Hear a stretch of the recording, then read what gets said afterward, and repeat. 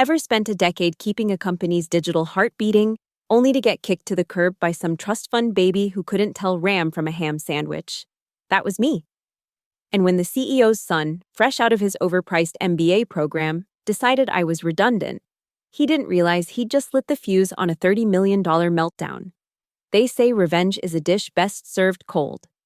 Mine came served with expired certificates and a side of system-wide chaos. My name is Natalie Rhodes, and for 14 years, I was the ghost in Voltage Dynamics machine, the one you never saw but couldn't live without. 38 years old. Brown hair always pulled back in a practical ponytail. Wardrobe consisting entirely of black hoodies and jeans that had seen better days. Not exactly C-suite material. But then again, I never needed a corner office to keep $30 million worth of servers humming like a Swiss watch.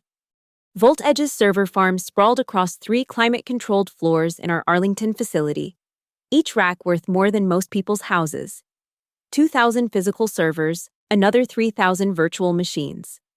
All orchestrated by automation scripts I'd written, rewritten, and perfected over the years. The executives loved to give tours to investors, pointing at the blinking lights like they understood what any of it meant. Our proprietary infrastructure, they'd say, while I sat 3 floors down in my windowless office, making sure their proprietary infrastructure didn't catch fire. I'd been there since the beginning, back when Voltage was 12 people in a converted warehouse, running our entire operation on refurbished Dell towers. I was employee number 13, unlucky for some, but not for me. I'd built our first real server cluster with my own hands, crimping Ethernet cables at 2 a.m. while the founders argued about equity splits in the next room. When we landed our first $1 million contract, I was the one who stayed up for 72 hours straight, migrating our systems without a second of downtime. When ransomware hit our biggest competitor and made headlines, I was the one who had already implemented air-gapped backups 6 months prior, just in case. But here's the thing about being good at infrastructure. When you do it right, nobody notices. No flashy presentations, no LinkedIn thought leadership posts, no TED Talks about synergy, just green lights on the dashboard, day after day, year after year. The board knew my name only because it appeared at the bottom of system reports they never read. The employees knew me as the person who fixed their login issues and reminded them about password changes. I was invisible by design, and I liked it that way. My office, if you could call a converted storage closet an office, was strategically located next to the main server room. Close enough that I could hear when a fan started whining wrong. Far enough that the constant white noise didn't drive me insane. The walls were covered with network diagrams that looked like abstract art to anyone else but were my masterpieces. Each line represented a connection I'd optimized. Each node a potential failure point I'd reinforced. I didn't need recognition. I didn't need awards. What I needed was respect for the work. Understanding that some things can't be disrupted or innovated away. You can't blockchain your way out of a kernel panic. You can't machine learn your way through a DDoS attack at 3 a.m. Sometimes, you just need someone who knows the difference between RAID 5 and RAID 10, who understands why you never, ever, let your root certificates auto-renew without human verification. 14 years, through 3 CEOs, 5 CTOs, and more digital transformations than I could count. I'd survived them all because, at the end of the day, someone had to keep the lights on. Someone had to be the adult in the room when the latest hire wanted to move everything to the cloud without understanding what everything meant or what it would cost. Someone had to remember why we had certain security protocols, usually because I'd implemented them after learning the hard way. I thought I was untouchable, not because I was special, but because I was necessary. Like plumbing or electricity. You don't think about it until it stops working. And by then, it's too late. That was my first mistake.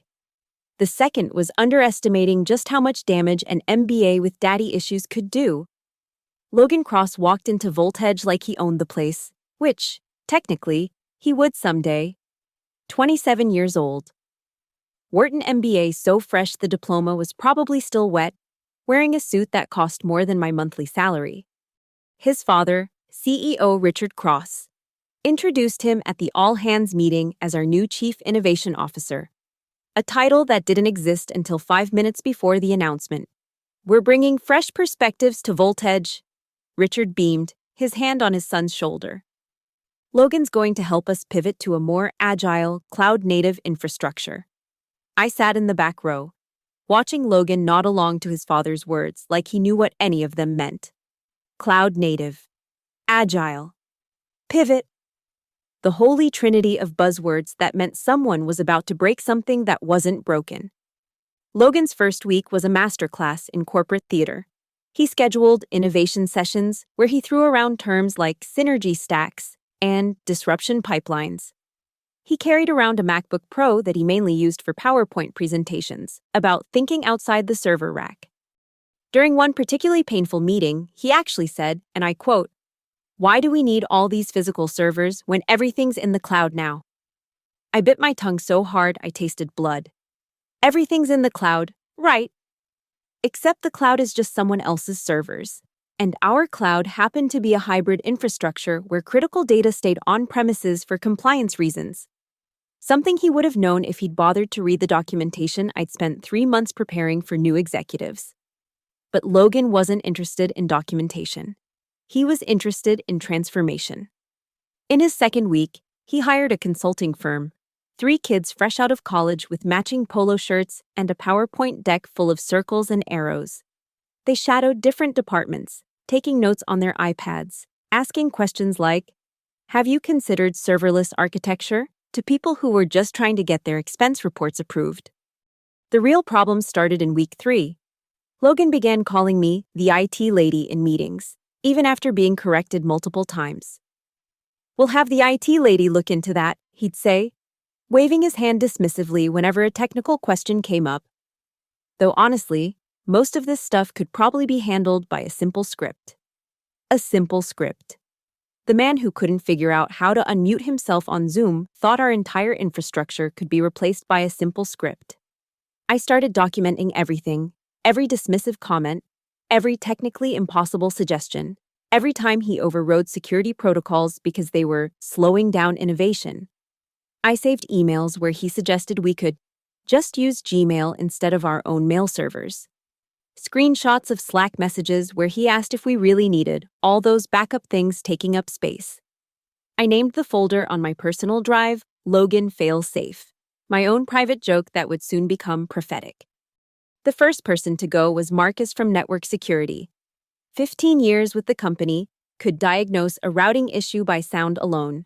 Logan eliminated his position on a Tuesday, said we could outsource that function to an AI-driven solution. Marcus was escorted out carrying a cardboard box of family photos and a coffee mug that said, "There's no place like 127.0.0.0.1."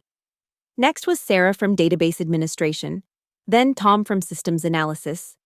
One by one, Logan picked off the people who actually knew how things worked, replacing them with either nothing or worse, consultants who charged 3 times as much to Google the same solutions we'd already implemented.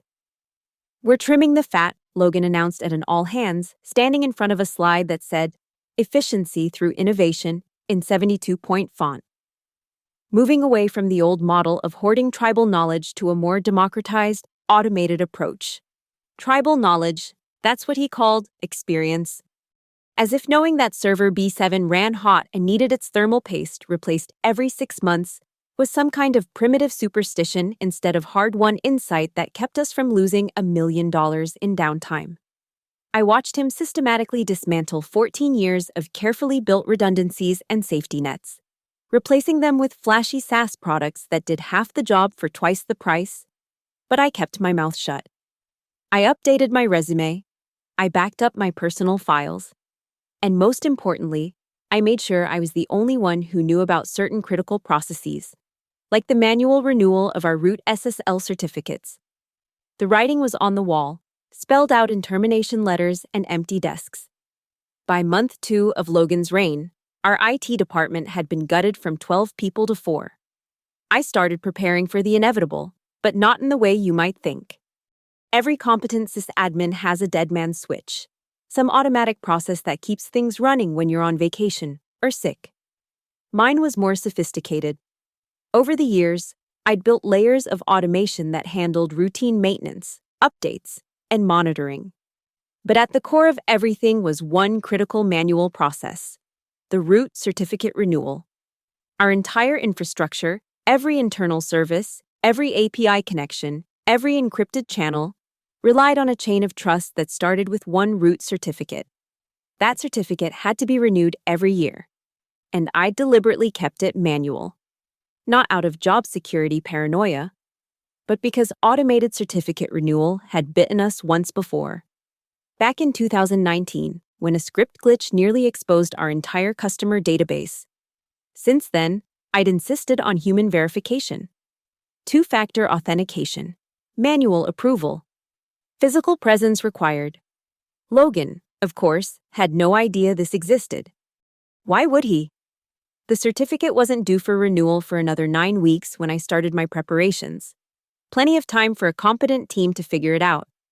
Assuming anyone bothered to check, I spent my evenings documenting everything in a private repository. Not sabotage, never sabotage, just careful. Meticulous documentation of every system, every dependency, every critical process. I encrypted it all. Password protected with a 256-character key that I memorized and then destroyed.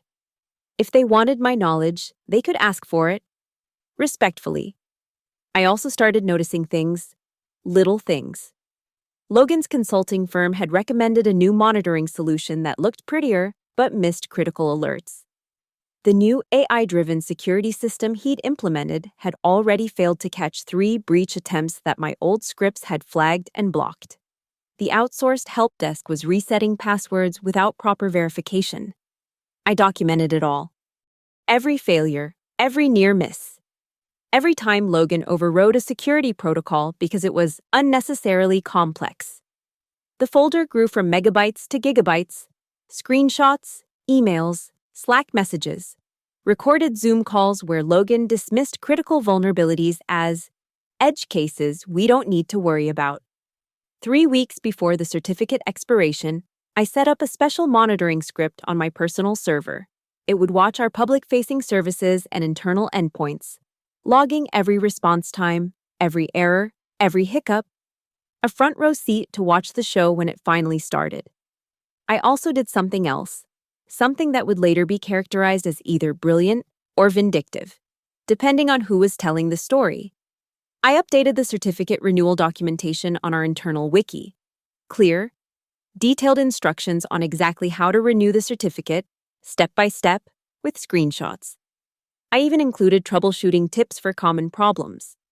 Then I restricted access to that documentation page to senior IT staff only. Senior IT staff that, by that point, consisted of exactly one person, me. The audit logs would later show that I'd made this change following company policy. Sensitive security procedures required restricted access. I'd filled out the proper change request form, gotten it approved by my direct supervisor, who was too busy planning the next round of layoffs to actually read it, and implemented it according to protocol. Everything by the book. 2 weeks before expiration, the system sent its first automated warning email. It went to the IT admin distribution list. A list that, after the recent layoffs, contained 3 email addresses: mine, Marcus's, deactivated, and Sarah's. Also deactivated. The email bounced from the deactivated addresses. I received it, noted it, and did nothing. After all, I wouldn't be around to handle it. 1 week before expiration, the system escalated. This time, it emailed the IT management list. That list had been optimized by Logan's consultants to forward to a shared inbox that nobody monitored.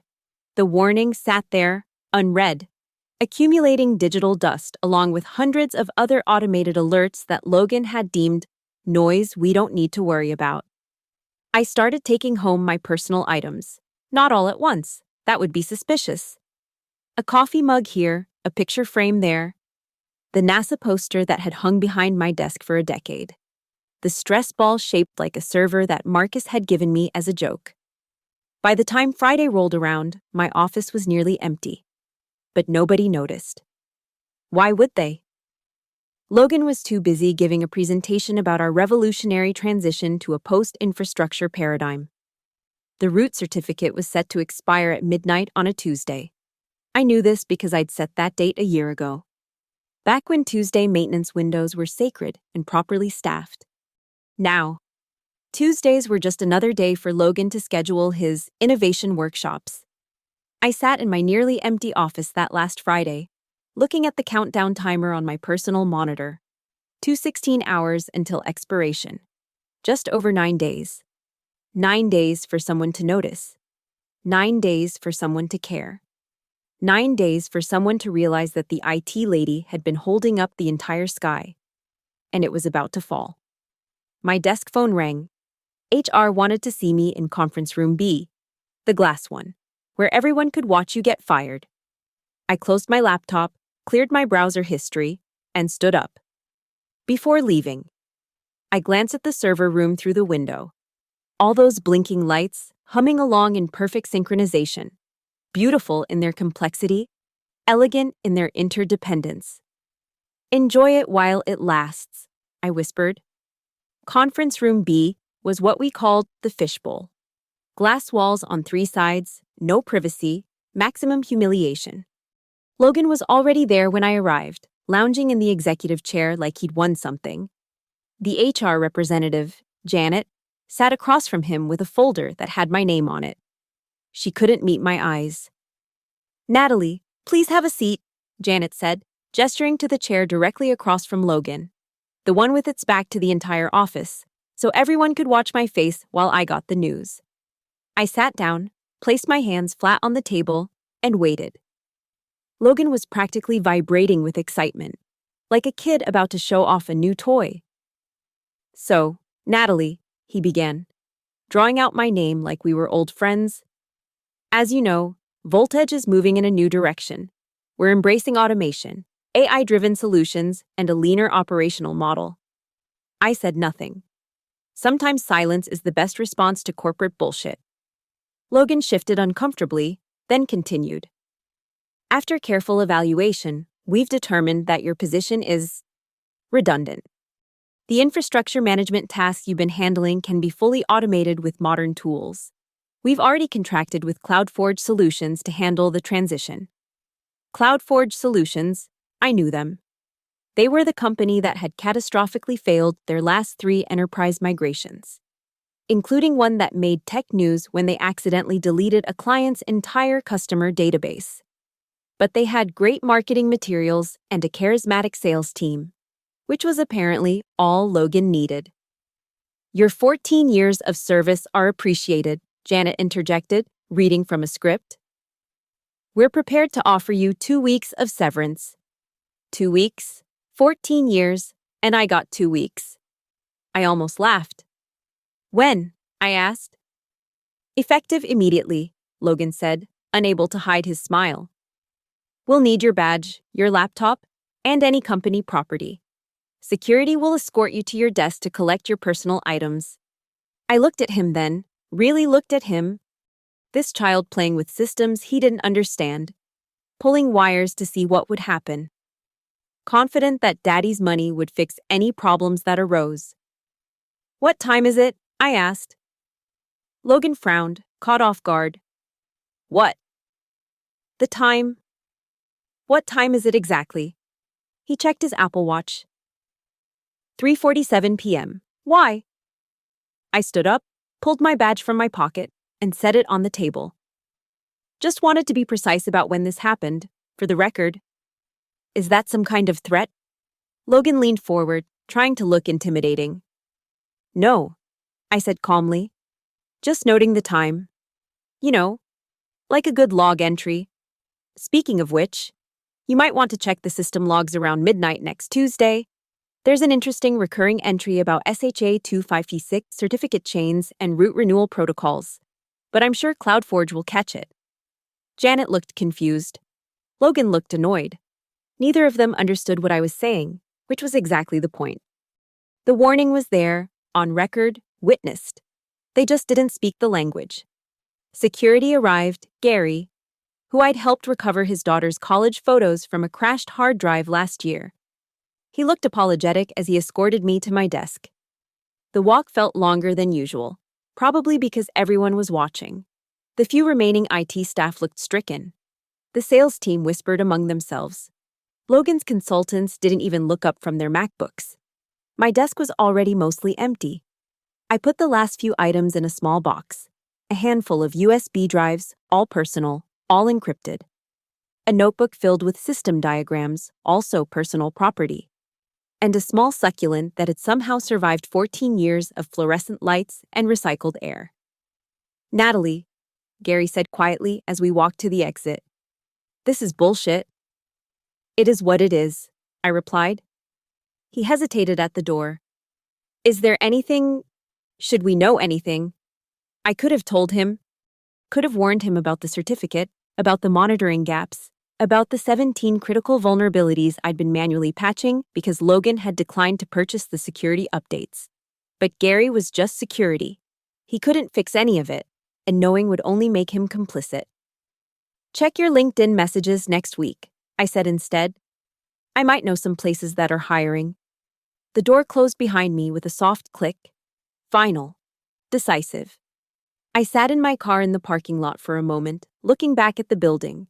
Through the third-floor windows, I could see the server room lights blinking in their steady rhythm. In 9 days, that rhythm would stop. Not because I sabotaged anything, I hadn't touched a single system improperly, but because Logan had fired the only person who knew the symphony was missing a conductor. My phone buzzed. A automated system alert, still coming to my personal email, because nobody had thought to remove me from the distribution list. Certificate expiration warning, 216 hours remaining. I archived the email, started my car, and drove home. Logan wanted to handle everything with AI and automation? Fine. Let's see how his algorithms handled a manual process that required human intelligence, institutional knowledge, and most importantly, access credentials that were about to die with my terminated accounts. The countdown had started. Not to revenge, to consequences. Tuesday morning, 8:47 a.m., I sat at my kitchen table, laptop open, coffee steaming, watching my personal monitoring dashboard like it was the season finale of my favorite show. The Volt Edge infrastructure status page, public-facing, meant to reassure customers, showed all green lights. Behind the scenes, though, my scripts were catching the first tremors of the earthquake to come. The first signs were subtle. A few cron jobs failing to execute at 6 a.m., background processes that couldn't authenticate, minor services timing out and restarting. Nothing customer-facing yet, just internal hiccups that any competent sysadmin would recognize as early warning signs. But Voltage didn't have any competent sysadmins anymore. They had CloudForge Solutions, who were probably still trying to figure out which dashboard to look at. My phone buzzed. A text from Marcus, my former colleague. Hearing weird things from friends still at VE, systems acting up. You know anything? "I don't work there anymore," I replied. Technically true. By 10 a.m., the warnings were escalating. The internal ticketing system, ironically, the same one used to report IT issues, started throwing authentication errors. The sales team couldn't access their CRM. The development environment was rejecting all commits. Still, nothing that would panic Logan. These were all internal tools that he'd repeatedly called bloated and outdated in meetings. I pulled up LinkedIn on my phone. 3 messages from current Voltage employees, all variations of, "Hey, weird question. But do you remember how to?" I didn't respond. They'd had 9 days to ask those questions. They'd chosen to ask them 0 days before the certificate expired. At 11:30 a.m., someone at CloudForge finally noticed something was wrong.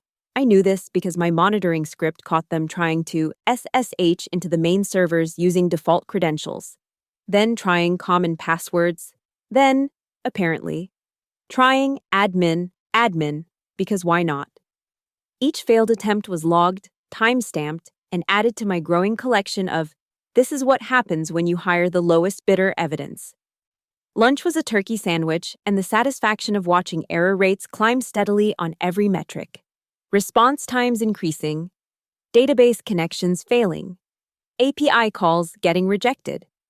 The entire system was slowly strangling itself, and nobody could figure out why. At 2 p.m., something beautiful happened. Logan himself tried to log into the admin panel. I knew it was him because he was the only one who would try to use Innovation 2024 as a password 5 times in a row. Despite the system clearly stating that certificate authentication was required, no valid certificate, no access, no ability to renew the certificate, it was a perfect catch-22, and he'd walked right into it. The Slack workspace, or what I could see of it from the public status page, went down at 2:47 p.m. Email followed at 3:15. By 4 p.m., even the company website was showing a generic, "We're experiencing technical difficulties" message, probably manually updated by someone with FTP access who remembered how to edit HTML. I opened a bottle of wine, a nice Malbec I'd been saving for a special occasion. This seemed to qualify. My personal email dinged. Someone had added me to a group message with the subject line, "Urgent Certificate Renewal Process." The sender was someone from CloudForge I'd never heard of, and they were asking if anyone had documentation on the VoltEdge certificate infrastructure. Apparently, they'd just discovered that all the certificates were chained to a single root, and that route was expiring in, I checked the clock, 7 hours and 14 minutes. I took a screenshot of the email for my collection but didn't reply. I wasn't a VoltEdge employee anymore. Responding to work emails after termination could be construed as unauthorized access. I was many things, but I wasn't about to give them legal ammunition. By 6 p.m., the panic had apparently reached critical mass. My monitoring scripts showed desperate attempts to restore from backups, but the backups required authentication to decrypt. 3 guesses what they needed for that authentication to work. Someone tried to roll back to an earlier system state, but the rollback process itself required certificate validation. Every escape route led back to the same locked door, and nobody had the key. I ordered pizza and settled in for the evening show. At 8 p.m., something interesting happened. Someone, probably one of the remaining junior developers who actually understood what was happening, tried to generate a new self-signed certificate to replace the expiring one. Smart move, but it failed. Why? Because I'd properly configured certificate pinning 2 years ago as a security measure. The system wouldn't accept any certificate that wasn't signed by our specific root CA, the root CA that was about to expire, the root CA whose private key was stored in an HSM hardware security module that required authenticated access to operate. I raised my wine glass to the unknown developer. Good try, kid. You actually understand the problem. Too bad you're about 4 days too late. The customer forums lit up around 9 p.m. Service disruptions were one thing, but now customer-facing applications were failing. Payment processing was down.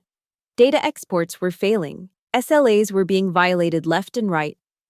The forum moderators tried to maintain order, but they were fighting a losing battle against increasingly angry enterprise clients who were watching their own businesses suffer. At 10:47 p.m., my phone rang. A number I didn't recognize. Hello? Natalie? It was Janet from HR, and she sounded like she'd aged 10 years in 10 hours. We need you to come in, right now. We'll pay you contractor rates, whatever you want.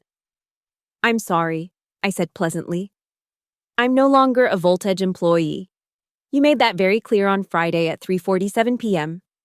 This is serious, Natalie. The entire system is experiencing certificate expiration issues? I interrupted. Yes, I mentioned that might happen. Logan assured me CloudForge could handle it. Silence. Then, please. The company is losing millions. Then I suggest you call CloudForge. After all, they're the experts you hired to replace me. Have a good evening, Janet. I hung up and turned off my phone. The countdown on my laptop showed 1 hour and 13 minutes until midnight. Until the root certificate expired. Until 14 years of carefully maintained infrastructure became a $30 million paperweight. I poured another glass of wine and watched the error rates climb toward infinity.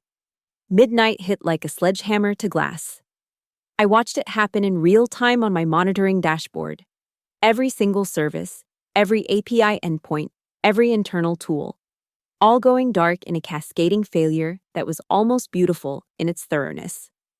The public status page tried to update one last time at 12:47 a.m., managed to display major outage detected, then died along with everything else. The root certificate had expired, and with it, the entire digital nervous system of VoltEdge Dynamics flatlined. I should have been sleeping, but how could I miss this? 14 years of my life had built that infrastructure. And in a way, watching it die felt like attending a funeral for an old friend. If friends could be killed by MBA-wielding idiots who thought synergy was a system architecture, my personal email exploded with desperate messages. Former colleagues, CloudForge technicians, even a few customers who'd somehow found my contact information. I let them pile up unread. At 12:30 a.m., someone actually tried to call my landline. I didn't even know people still remembered those existed. By 1 a.m., the real chaos began. Without email or Slack, VoltEdge employees had apparently resorted to SMS and WhatsApp to coordinate. Someone leaked a message to Reddit's RSS admin subforum. Fortune 500 company completely down due to expired cert. All backups encrypted with same cert, send help. The responses were brutal. Let me guess, they fired their senior IT staff? This is why you don't let MBAs make technical decisions. Press F to pay respects to whoever saw this coming. F, F, F, F. The responses went on for pages. At 2 a.m., I made myself a sandwich and checked LinkedIn. Logan Cross had updated his status, leading VoltEdge through an exciting infrastructure transformation. Sometimes you have to break things to make them better. Innovation, disruption, leadership. The comments under his post were less optimistic. Several VoltEdge employees had broken ranks, posting variations of, "Maybe we shouldn't have fired everyone who knew how the systems worked," and "This is what happens when you replace experience with consultants." By 3 a.m., the situation had escalated beyond IT. Without functioning systems, VoltEdge couldn't process orders, couldn't access customer data, couldn't even send invoices. Their entire business model, everything that made them a company instead of just an expensive office lease, was locked behind cryptographic walls that no one could breach. Someone at CloudForge had apparently tried brute forcing the certificate renewal. My monitoring showed over 10,000 attempts to bypass the HSM security. Each attempt was logged, time-stamped, and added to an audit trail that was painting a very unflattering picture of their competence. They might as well have been trying to break into Fort Knox with a plastic spoon. At 4 a.m., things got interesting. My doorbell camera alerted me to movement. A black town car sat in my driveway, engine running. Two figures approached my door. But before they could knock, I activated the intercom. If you're here to offer me a job, the answer is no. If you're here to threaten me, I have 6 security cameras recording this interaction and everything I did was documented and within company policy when I was employed. Please leave. They left. By 5 a.m., the tech news sites had picked up the story. Major tech company suffers complete infrastructure failure. VoltEdge down for 5+ hours, millions in losses estimated. My favorite was from a satirical tech site. Company discovers what their IT department actually did. I finally dozed off around 6 a.m. My laptop still open, the dashboard still showing a constellation of red alerts. I woke at noon to my phone buzzing. I turned it back on out of habit and found 47 missed calls, 134 text messages, and enough voicemails to fill a podcast series. I deleted them all without reading or listening, except one text from Marcus. Holy shit, Nat. They're saying losses are at 50 million hours and climbing. 3 major clients already threatening to sue for SLA violations. 50 million, that was almost twice the value of the entire server farm. All because they wanted to save my $135,000 salary. I made coffee and pulled up the news. VoltEdge had released a statement blaming an unprecedented cascade of technical failures and promising round-the-clock efforts to restore service. No mention of the expired certificate. No mention of firing their entire IT department. Definitely no mention of Logan Cross's innovation initiatives. The Hacker News discussion was at 500 plus comments and climbing. Someone had found Logan's LinkedIn post from earlier, and it had become a meme. Sometimes you have to break things was being photoshopped onto pictures of the Titanic, the Hindenburg, and Chernobyl. Around 2 p.m., I noticed something interesting on my monitoring dashboard. Someone was trying a different approach, attempting to build a parallel infrastructure from scratch, bypassing the certificate-locked systems entirely. It was actually clever. It was also going to take weeks to implement properly, assuming they even had access to all the necessary configuration files and databases. Which, of course, they didn't, because those were all encrypted with, wait for it, certificates chained to the same expired root. My neighbor knocked on my door around 3 p.m. Hey Natalie, crazy question, but do you know anything about what's happening at Voltage? It's all over the news, and I remembered you worked there. I used to work there, I corrected. They decided I was redundant last Friday. His eyes widened. And then this happened? I shrugged. Correlation isn't causation, though sometimes it's a pretty strong hint. By evening, the story had evolved. Anonymous sources inside Voltage were leaking details. The certificate expiration, the fired IT staff, Logan's role in the disaster. Someone even leaked the security footage of my termination meeting, though you couldn't hear the audio. Still, the image of me asking for the exact time while Logan smirked became another meme, recording the exact moment everything went wrong. I ordered Chinese food and opened a beer. Somewhere across town, conference rooms were filled with panicking executives, exhausted engineers, and very expensive lawyers. Logan was probably still trying to understand why his simple script couldn't fix everything. Richard Cross was watching 14 years of company growth evaporate in real time. And me? I was updating my resume. After all, there were probably going to be some new job openings in the IT security field soon. Companies that had just watched Voltage immolate itself would suddenly find budget for proper infrastructure management. Funny how that works. Wednesday, 4 a.m.? The war room at Voltage must have looked like a disaster movie set. I knew this because someone was live tweeting from inside. Probably a junior dev who'd given up on fixing anything and decided to document the apocalypse instead. Hour 28. CloudForge lead consultant just asked what's a root certificate. CEO's face turned purple. CTO, wait, do we have a CTO, is crying in the bathroom. Update. Someone suggested calling the former IT staff. Logan threw a laptop. It wasn't even his laptop. Legal just arrived with 3 boxes of documents. Pretty sure I saw the word negligence highlighted in yellow. I scrolled through the tweets while eating breakfast. My monitoring dashboard showed they'd made exactly 0 progress overnight. If anything, things had gotten worse. Secondary systems that had been limping along on cached credentials were now failing as those caches expired. The company's entire digital existence was evaporating like morning dew. At 6 a.m., the news broke that I'd been waiting for. 3 major clients, companies whose names you'd recognize, whose services you probably use daily, had issued formal breach of contract notices. The SLA violations weren't just technical footnotes anymore. They were 8-figure lawsuits waiting to happen. My phone rang. Richard Cross himself, the CEO, Logan's father. Ms. Rhodes, he began, and his voice sounded like he'd been gargling gravel. I need you to listen very carefully. I'm listening, I said, putting him on speaker while I continued reading the news. We need you back. Right now.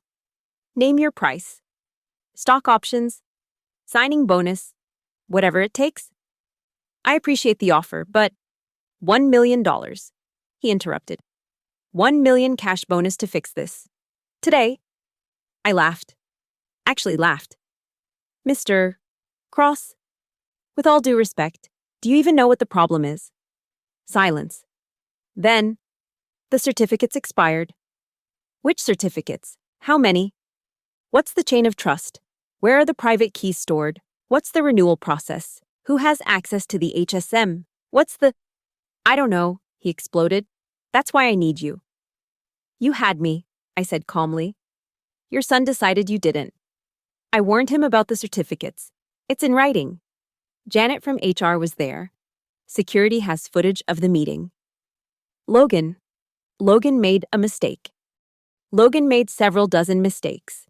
This is just the one that finally had consequences. Richard's voice dropped to barely a whisper.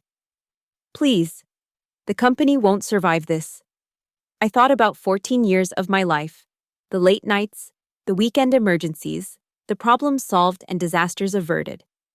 All dismissed as redundant by someone who couldn't tell a certificate from a gift certificate. Mr. Cross, I need you to understand something. Even if I wanted to help, and that's a big if, it would take days to rebuild the certificate infrastructure from scratch. You'd need to reestablish the entire chain of trust, regenerate all dependent certificates, update every single service, test everything. We're talking about a minimum of 72 hours of downtime, assuming everything goes perfectly, which it won't. So you're saying it's impossible?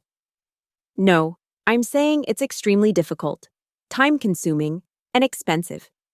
The kind of thing you used to pay me $135,000 a year to prevent from happening in the first place. He was quiet for so long I thought he'd hung up. Then, what if we gave you full authority? No Logan, no interference, just you and whatever resources you need. Where is Logan now? He's taking a leave of absence. I looked at my dashboard. The error count had crossed into 7 figures. Every second of downtime was probably costing them the equivalent of my annual salary. Mr. Cross, here's what I need you to do. First, officially terminate CloudForge's contract. Second, put out a statement taking full responsibility, not blaming technical failures, but acknowledging that Voltage made critical errors in personnel decisions. Third, have your legal team calculate how much this disaster is going to cost in lawsuits, lost revenue, and reputation damage. And then you'll come back? And then you'll understand why I won't. Your son didn't just fire me, Mr. Cross. He dismantled an entire team of professionals who'd spent years building and maintaining your infrastructure. Marcus, Sarah, Tom, they're all gone. Even if I came back, I'd be starting from scratch with no team, no documentation, and no trust that it wouldn't happen again the next time someone decides IT is redundant. This is revenge, he said bitterly. You're destroying us for revenge. No, I corrected. This is consequence. I didn't touch your systems. I didn't sabotage anything. I just stopped preventing the inevitable. Your son pulled the supports out from under a $30 million infrastructure. And now you're surprised it collapsed? I heard shouting in the background. Multiple voices, all panicked. I have to go, Richard said. Another client is threatening immediate litigation. Good luck, Mr. Cross. I hung up and went back to my coffee. The sunrise was beautiful, painting the sky in shades of orange and pink. Somewhere, Logan was probably updating his resume, removing Chief Innovation Officer and trying to figure out how to spin destroyed a Fortune 500 company's entire infrastructure as a learning experience. The doorbell rang again. This time it was a courier with a formal letter from VoltEdge's legal department. I signed for it, opened it, and laughed. They were threatening legal action if I didn't return to help, claiming I had a duty to prevent damages I could have foreseen. I took a photo of the letter and sent it to my lawyer, along with all my documentation. Her response was swift. They're desperate. This is legally nonsense. Want me to countersue for wrongful termination? Not yet, I replied. Let's see how this plays out. By noon, VoltEdge's stock had dropped 47%. By 2:04 p.m. VoltEdge fail was trending globally. By 4 p.m., someone had made a Hitler downfall parody video about the certificate expiration, with Logan cast as the hapless general delivering bad news. 3 weeks later, the dust had settled into a new landscape. Voltage Dynamics, once valued at over $2 billion, had been acquired by a competitor for what the Wall Street Journal called pennies on the dollar. The exact figure was undisclosed, but rumors put it at less than the cost of their server farm. I sat in my home office, looking at 3 job offers on my desk. News of what had happened at Voltage had spread through the tech community like wildfire. Suddenly, every company wanted to make sure they had someone who understood their infrastructure, someone who knew where the bodies were buried, or in this case, where the certificates were stored. The best offer came from Marcus's new company. He'd started a consulting firm with Sarah and Tom, specifically targeting companies that wanted to avoid pulling a voltage, as it had become known in the industry. They wanted me as their 4th partner. We're calling it baseline security, Marcus had said over coffee the previous week, because that's what everyone forgot, the baseline stuff that keeps the lights on. Logan Cross had disappeared from LinkedIn entirely. His last post, the one about breaking things to make them better, had become a business school case study in hubris. I heard through the grapevine that he'd moved to Costa Rica to find himself, or, more likely, to escape the industrial strength embarrassment of destroying his father's company.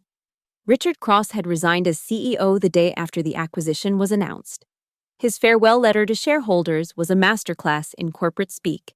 But if you read between the lines, you could see the regret. He'd let his son play with matches in a building made of paper, and everyone had watched it burn. CloudForge Solutions had filed for bankruptcy within a week of the Voltage disaster. Turns out, being publicly associated with a $50 million infrastructure failure wasn't great for business. Their CEO had tried to blame incomplete documentation and inherited technical debt, but nobody was buying it.